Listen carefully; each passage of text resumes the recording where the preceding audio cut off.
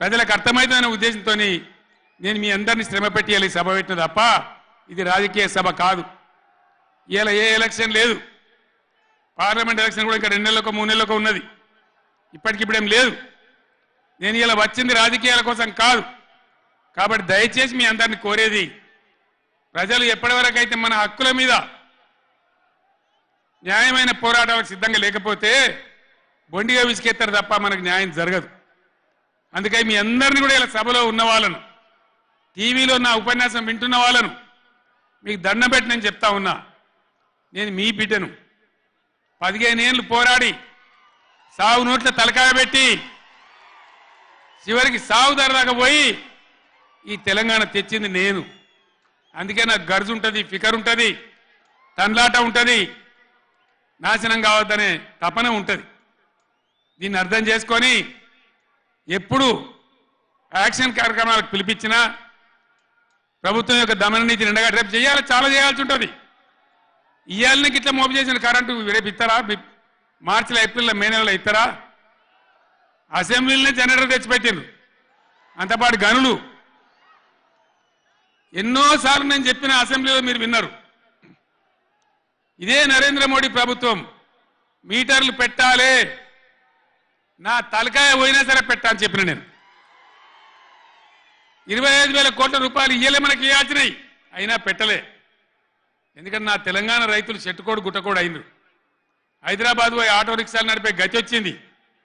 కాబట్టి వీళ్ళు మళ్ళీ ఒక దరికి రావాలి, పల్లెలు పచ్చబడాలి, రైతాంగం బాగుంటే అందరికి పని దొరుకుతుంది, చిన్న రైతు పెద్ద రైతు అందరు బతకాలని చెప్పి ఎంత మంచిగా వచ్చేది రైతు బంధు, ఎంత బ్రహ్మాండంగా వచ్చేది. మీ బ్యాంకులో పడి టింగు టింగుమని మీ ఫోన్లు మోగుతుండే. ఇప్పుడు బ్యాంకులో వడులు లేదు, ఫోన్ మోగులు లేదు. ఏం మోగుతుందిరా అంటే రోజు అసెంబ్లీలో అరుస్తా ఉన్నారు పనికి మాలిన మాటలు. అంతే కదా, మీరందరూ చూస్తున్నారు కదా. ఏం భయపడకుండా ఏం కాదు, మళ్ళా మనమే వస్తాం, అన్నీ చేసుకుందాం, ఏం కానీయం తెలంగాణను. ఈ మధ్యలో కూడా వీళ్ళు దుర్మార్గం చేస్తే కొట్లాడదాం, పోరాడదాం, మన హక్కుల కోసం నిలబడదాం. రే ఆగురాబాయ్ ఆగు, రే ఆపా రాజశరెడ్డి, అరే ఎవడాడు? ఈ సభరా బాబు, ఇది మన సభ కాదు ఇది. ఎందుక పిచ్చోలాడా?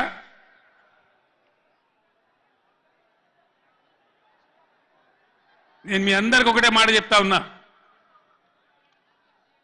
మాకు అధికారం రావాలి, ఎన్ని అబద్ధాలైనా చెప్పుదాం, ఇష్టం నోటికి వచ్చింది చెప్పింది. ఇలా కొత్తగా మొదలుపెట్టిన దుకాణం కూడా కొత్తగా నేను ఇంతకుముందు చూసిన పేపర్లలో, సోషల్ మీడియాలో చూసిన నేను.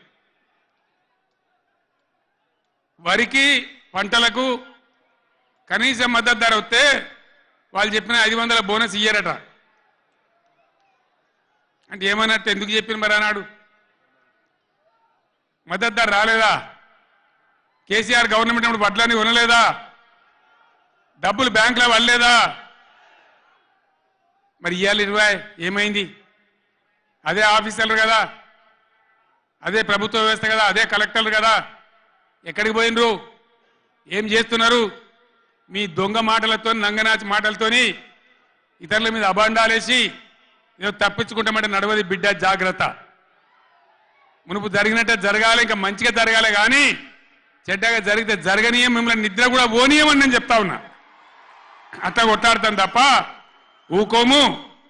కృష్ణా జలాలలో, అటు గోదావరి జలాలలో తెలంగాణ రాష్ట్రానికి రావాల్సిన సంపూర్ణమైన వాటా వచ్చేదాకా బీఆర్ఎస్ కొట్లాడుతుంది. ఇలా అసెంబ్లీలో తీర్మానం చేయగానే కాదు, అఖిల పక్షం తీసుకొని పోవాలి ముఖ్యమంత్రి, అధికార పార్టీ అన్ని పార్టీల రాజకీయ నాయకులను ఢిల్లీకి తీసుకొని పోవాలి, ప్రధానమంత్రిని నిలదీయాలి. మా వాటా మాకు వస్తే తప్ప ఊరుకోమని చెప్పాలి. ఆ చెప్పేదాకా మనం కూడా ఎంబడ పడాలి. ప్రజా ఉద్యమాలు ఉంటేనే ప్రభుత్వాలు అప్రమత్తంగా ఉంటాయి, జాగ్రత్తగా ఉంటాయి. కాబట్టి ఈ దొంగ నాటకాలు మానుకొని పాలమూరు ప్రాజెక్ట్ ఎట్లా చేయాలో ఆలోచన చేయండి, మంచి కరెంట్ ఎట్లా చేయాలో ఆలోచన చేయండి. మీరు గెలిచిన ఉండండి, 5